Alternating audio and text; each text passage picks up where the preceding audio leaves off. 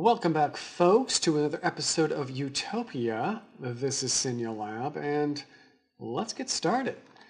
Thaumcraft has been treating us very well. The instability of moderate seems to be well handled with our setup here, so much so that I was able to make us a thaumium-bosed silverwood wand. So that's very nice. 100V, yes, I've been pronouncing that wrong the whole time. V is much better than the 50 from my previous wand, which I will... It's raining. Not over here because it overhangs the desert, but when you get back over to the green, lush area, yes. Oh, and then there's the lightning strikes. Good stuff. So yeah, I'm just going to leave the other wand here until I get a scepter upgrade and all that good stuff. But these vials have been working well. They even actually work very well when working with the crucible, which I've now moved up here and actually using a little night ore to heat it up instead of some netherrack on fire. Got the old urn up here. So yeah, the vials work well. Just drop them in. Make your items. I've been using those to get the frame ingredients, these guys here. Which has greatly accelerated the bees, turnaround. So much so that we are now producing diamonds and emeralds by bees. It's very nice. Right now I've got a second alveary set up. I'm going to work on a third one, and I'm actually going to use the frame housings from this one on that third one. This one I'm going to leave here just for consuming larvae when we're doing our genetics on bees to give them all the right genes. We don't really need the frames here, so we'll have two alvearies over here with the frames set up. But right now we've got a diamandi here, and it's just cranking away. You just saw it go right there. So much so, and we'll see how many we have. Emeralds were running yesterday. Look at that. Emeralds at 23.45, diamonds are at 21.88. Excellent. But these shards in this form don't really do us a whole lot of good. We need to get them packaged up, or at least crafted 3x3 to make the diamond and the emerald. And that's what we're going to be working on today. We're going to be working over on that corner, because we did some extra work on the farm here. And it's pretty nice. It's nice and clean up here now. Not all these barrels. It's all downstairs. Well, look at that. Second half is all filled up, and I've actually moved the wheat and seeds over here, so this wall's full and this wall's completely full. I had to start capturing the leaves because I have it for this one, and if I just happen to forget to turn that on and off with the actual harvester, I don't want these ones, whichever one I happen to be growing, clogging up the system. So we got it all laid out. It works well with the rubber. They've got an extra byproduct. And of course, oak's got an extra byproduct. And jungle has an extra byproduct. Well, sakura doesn't, but we certainly need the cotton, so we'll make that the extra byproduct. So there you go.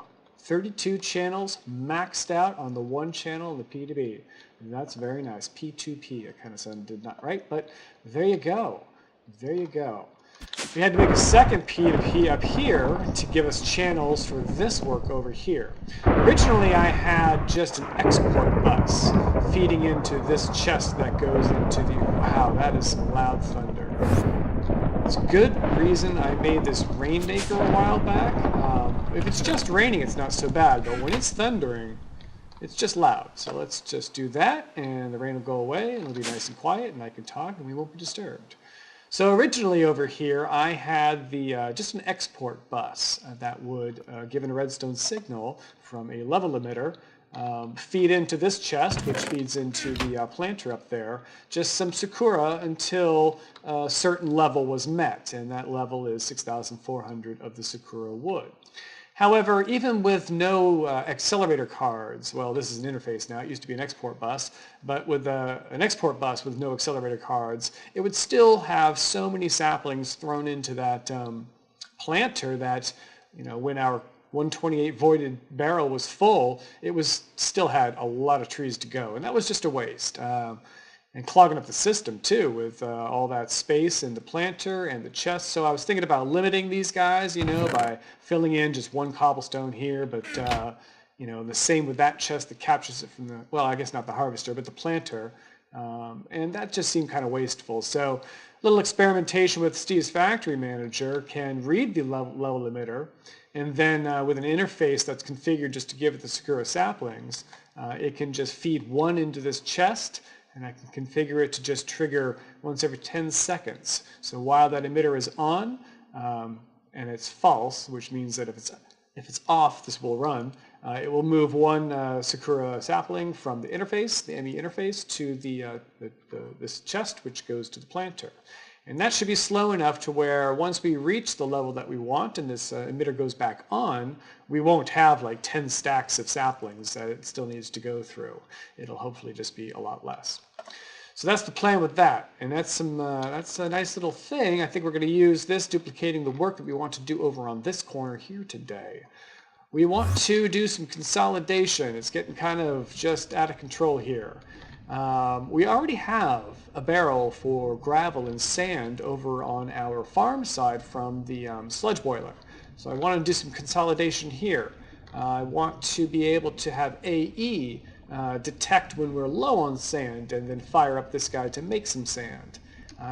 Get these guys out of here, or still here, but on storage buses, because I know we have some extra sugarcane that's on the hard drives, and if we've got a barrel here for it, let's just do that. I want to make these voids also. I have to keep stopping the drones, because if this fills up, then it just starts filling up everywhere else, and that's not what we want. So there's a lot of work here. Let's get some AE requesting on the obsidian creation that this is. That'll be a non-manual process. We already have just one AE channel here with this storage bus, so we're going to take that, make a P2P, give us 32 channels down here, and like that. That's going to be nice. So a little more organization, a little more automation, and everything's just fine. Bees we might take a little break on. The next bees I need for like redstone or anything else I want to work on requires a couple of interesting bees. The ender bee, which we do have, that we are going to need to do some serious genetics work with. It's got a radius 11 by 11 of the ender effect, which is just massive amounts of damage. So we'll need to deal with that. We also still don't have an oblivion bee. They're also in the end, but we haven't found any yet. They're supposed to be underneath the island, but not our island. Not our island. And we also need an infernal bee, which is in the nether, and I have not found any of those. So we've got some work to do, and we're just going to work on those. In the meantime, we're going to actually work on this and see where we get. And I'll be back when we've got some progress. Alrighty, folks, we've got the next bus set up for 32 channels sent to our new mine area now. We are maxed out on this branch since we've got a terminal here, so we actually do have one more available channel for another quadrant, or another area I should say, if we remove that. But yeah, these colors come in handy when you don't want wires to cross, so keep that in mind in your designs and you should be fine. But alright, we have consolidated the sand and the gravel into those barrels in the farm area down there. And here's where our point-to-point is, just tearing up the ground, figuring out how to redo everything. I can get rid of Steve's Factory Manager altogether. I set up an auto-crafting recipe in AE for the fertilizer, and we'll just use an export bus directly out to this with a crafting recipe upgrade, or crafting upgrade, so it can keep it just stocked up with fertilizer. And we'll have these available on storage buses and even obsidian too, so that'll be nice. This will be much cleaner. Our obsidian generator down there. Good stuff. Alrighty, folks, I'll be back when we've got more. Hey, folks, so clearing up some hard drive space here, and apparently if you have a partitioned, precise drive holding an item, that will take precedence over a storage bus with a higher priority. I had something like 9,700 wheat, and I shouldn't have that many if I've got a 128 voided chest down there on the storage bus with a priority of 1. So after some investigation, I found out what the problem was, and once I cleared that up, I was able to fix the wheat, so it was capped out at our 8192 for, that's 128 stacks, and like that. So always nice to free up hard drive space. Anyway, That's the news. Alrighty, folks, I think we've got things figured out on how we are going to lay it out. We've moved everything. We're ripping it all up. Move the cobblestone generator over here, and the igneous extruder is now sharing one of its water source blocks, so it can do its thing from there. Not hooked up to anything yet, but that will come. That will come. We've got cobblestone, we've got the sugarcane and the apatite all on storage buses on AE's access now, so that's very nice. And we're going to be setting up the machines here for the auto crafting of the sag mill here for sand. It'll drop off cobblestone. And we'll drop off netherrack here with those two machines, the igneous extruder and the magma crucible. Drop off netherrack to change into lava to ultimately change into obsidian. And chest here for the deliveries will just be sucked back into AE. Obsidian should be fine in AE. I don't see any need to have like 8,192 of them, so that's not going to take up too much hard drive space. And then over here we'll set up the fermenter, the export buses for auto crafting the fertilizer, for making the biomass, and then right into ethanol, all right here set up together.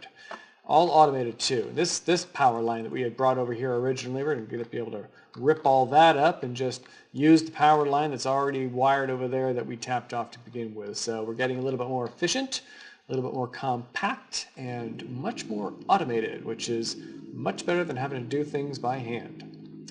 All right, that's the update. I will be back. Alrighty, folks, we've got it done. I think we've got everything in place here. We already saw these barrels on the channels. We threw up a little monitor here, but we've got an interface throwing out a netherrack for obsidian for here. It'll make it into lava, put it over to here, drop it in there, and this will just suck it into the network.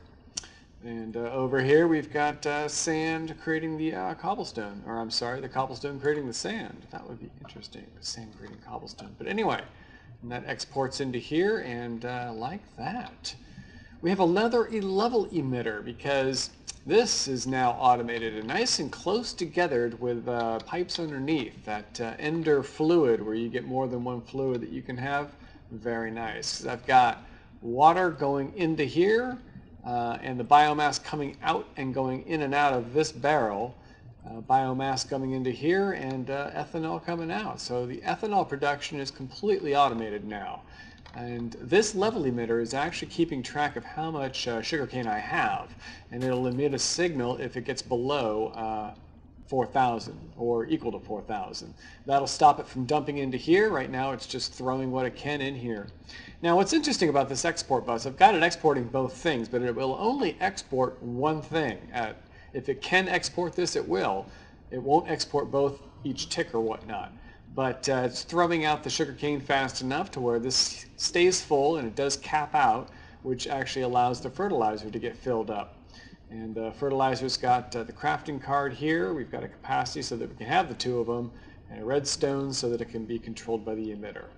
Excellent. Totally automated. That's so very nice. And then we've got the Steve's Factory Manager on an interface that's looking to see if we've got 9 diamond shards or 9 emerald shards. And if so, it will just grab those 9, craft it, and spit it back out. And that'll put it back into the AE system. So we've got, what, 786 of diamonds and 40 emeralds. Turn these bad boys on, and we should see them just start to increase in size. This one I actually labeled. I didn't label the other one, but yeah, that's what it does. And sure enough, we see the diamonds going up and the shards going down. Same thing with the emeralds, so that's completely automated. Diamonds and emeralds in a usable form now. Don't have to think about it, and it's all just happening. All right, we're done there. I actually finished that a lot sooner than I thought it would take, but excellent. We've got lots of channels left down here for any future expansion and whatnot. Let's see here. One thing I do think I want to work on. Oh, I hear a zombie. Where is he? Oh, whoa! Where'd you come from? Seriously. Something must be dark down here, but wow, okay, so that was close. I mean, nearby, not like it was a close call, but wow, trip out. Alright, anyway. think I need to speed up the growth of the sugarcane. I see the drones just sitting there in their drop-off point, waiting for something to do. And so I don't think sprinklers, well, I think sprinklers would work, but not in this design. So I'm thinking maybe getting something Thaumcraft related, some auto production of herba so that I can power some growth lamps or lamps of growth or whatever the heck they're called, and see if we can get this growing faster. Yeah, let's look into that. Alrighty folks, it's actually the next day for me. As you can see, we've processed all that biomass we had, and 500,000, almost 600,000 buckets of ethanol ready to go. That's excellent. One thing I did change with this export bus having to do with the ordering of stuff. I put fertilizer at the top and sugarcane at the bottom. It does seem to do a top-down deal, and I'm not sure if it would then try and do all three of these at the same time or if it's a left to right also, but I came in here this morning and this was at like 30, and of course this is empty because it's been flickering on and off as it just gets barely a few to put in here. And like I realized when I first filled it up, this didn't start getting filled until this was capped out. So reversing the order now has fertilizer filled first, and so therefore that one's always capped out, and then whatever sugarcane we get is just processed at that time. So that's excellent. We're doing great here. And I think I have a plan of attack. In fact, I know I've got a plan of attack for using a lamp of growth for accelerating the growth of our sugarcane here. It's just a moderate infusion craft, so I've done that before with my new wand, so this should be fine. We'll do that a little bit later. But we should be good with just one. I did some testing in a single player, and with a lamp of growth like right there in the center, it will go 5 out in a sphere. So it won't actually get the corner of a 5-5, but it'll get all of this here, because this is only, if you're in the center, it only goes 3 left and right, because I only made it 7 wide. But from the center here, we've got 1, 2, 3, 4, 5. Just reaches the end of that, and I think it'll get these corners because this is only 3 out. It's not the full 5 that would be the sphere. And it's up and down, so this will get the upstairs also. If I have the, maybe right at the ceiling, right there is where we'll put the lamp of growth. And set up another alchemical furnace here with some emblex so that we can break down sakura saplings, since we have a whole bunch of those, for the herba to fuel the lamp, and just we'll get rid of the arbor. Don't really care about that. And we'll use sakura wood as the fuel. That was one thing I was toying with this idea, is like, do I want to use my coal? Because that's going to be just constantly on. I'm using it for the breaking down of aspects there because it's not running all the time. It's only running whenever I need it, so it's not just a constant drain. Coal isn't exactly replenishable unless I have the quarry running, and I haven't had the quarry running for days. I've just got mats. And then I didn't want to set up a whole creating charcoal deal for that purpose, so we're just going to do the wood and the saplings. We need the saplings for the breaking down to herba. Wow, a little bit of lag there. I think it's my base, actually. I don't know if I've got too many carpenter blocks or just too much jazz going on, but whenever I move back to the center of my base, I always get a little bit of a lag spike. But we've already got this code over here with the Steve's Factory Manager and the level emitter keeping track of our level of sakura wood, so that should always get replanted when we need it. And I actually discovered an interesting little anomaly with the leaves of the sakura. I have in my barrel, let's see, this one has got a metadata of 8 on it, 253. Some of the leaves, there was 6 or 8 stacks in the chest up there at the back of the harvester here that had no metadata. It was just 253, and of course they won't stack in the chest, or the barrel, and they were just clogging up here. So that's very interesting. I'm not sure what what's up with that. Why we get 2 different types of leaves off of the tree, but anyway, let's not have to deal with that. I just chucked the ones that didn't have the metadata because I don't need 2 separate barrels full of leaves. I don't even need these leaves. I just wanted a place for them to go when I collect these leaves. These were for getting around the base. They stay green in the desert and the green areas, so it won't look dead and dying in the desert out here. But I have started to do a little bit of design out here. Let's get these chunks loaded. What's going on? And, you know, just starting to make it look a little nice. Eventually I want to get these, the mob essence and this chest inside the base, so I don't have to keep coming out here.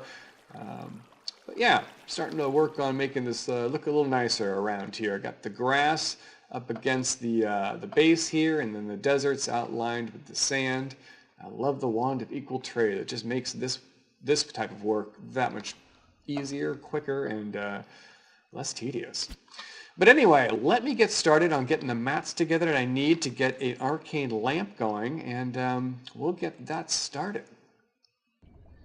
Yeah, look at that. We're up to 1,287 diamonds. That's a good number. I've switched over to the Esmeralda bead to start getting stocked up on some emeralds, but that should definitely last us for a good long time, so excellent. All right, I have got the mats together to create our lamp of growth. That always seems to restart whenever I pop up here. It's kind of cool to see. But yeah, got the extra mats. I even made sure we had enough aspects. We did. I just had to grab out a few bottles to give us the herba that we needed, the lux that we needed, and over here the victus. So we're good there. Lots of victus, actually. It's nice when you break stuff down for one thing and all the extras just kind of get stored aside, and then when you need them, you're like, hey, I've got like 24 of this. Excellent. But all right, we should be able to just throw that in there. And of course, I've got my spares of the other things that we need. And try a magnet on me in case anything pops off, you know, be able to pop out or have a popped off items get drawn to me real quick. So let me check the order on this real quick. Okay, so just gold, bone, and earth. I'm not sure if this order, like it needs to be gold, bone, and earth shard, needs to be kept in order for this to work, but I always seem to follow that just because, hey, that's what the picture says. So what is this? This is 1, 2, 3, 4, 5, 6 of them. This is going to be interesting for a little balancing. So let's do the gold, like that. We'll do the bone meal next. Oh, I guess this isn't much different than the that water infusing thing that we did. All right, this should be fine. Yeah, because that's kind of going against what I had. All right, that should be fine, right? Right. Let's try it out. Looking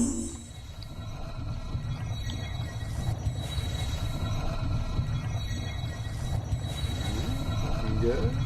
You know, I wonder too if the wobbleness of that is an indication of stability.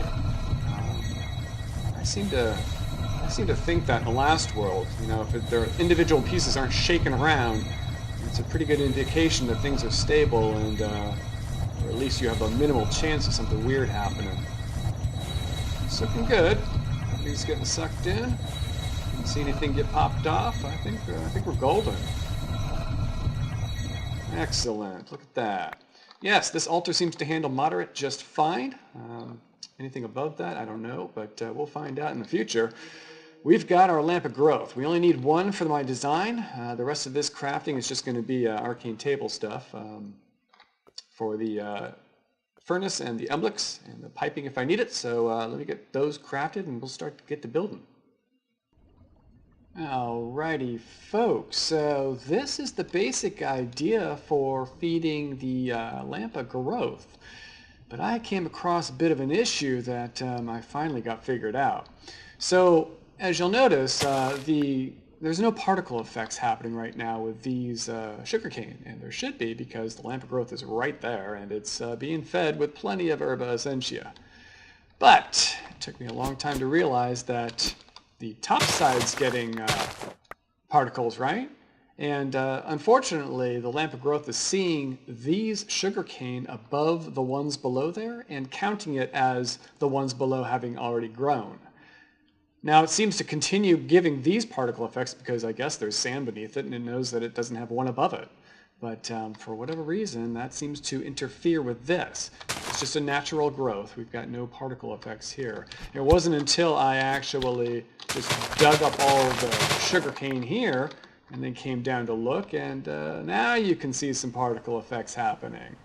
So we can either stagger the sugarcane or maybe just do the top half.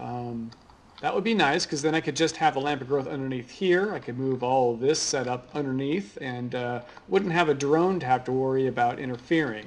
I couldn't have this at this level. The drone tried to take it down, so it was either going to be up here where I originally planned, or even I was trying down here at the level of the bottom of the sugarcane. I even took away these centerpieces thinking the light just wasn't reaching it, but no, it was that issue. Because look at this. This is growing like crazy now. One level might just be fine. I'm going to have to give a capacity upgrade to one of those drones, the one that's programmed for up there for sure, because this just grows like crazy when the lamp of growth is going. The lamp of growth doesn't actually pull a whole lot of herba, so this will stay stocked up for a while. This is backed up, and this is just a void one, so we get rid of all the excess arbor. But right now I've got it turned off as I was figuring out the bug, but this will actually, you know, filter out all the arbor. That'll get into the void jar, and there this will go once the herba got pulled. So the lamp pulled some from here, pulled some from here, and then pulled some from here. The arbor's already gone, so all of this is just herba, and it doesn't have anywhere to go, so this isn't going to burn again until there is room to break down another aspect. So this is kind of nice, a nice little self-turn-off here. I don't have to really worry about that. It's not going to just burn, you know, what's the word I'm looking for, inefficiently. It'll actually turn off and only burn when it actually needs it, which is just for the herba, which we have backed up because this is not a void one.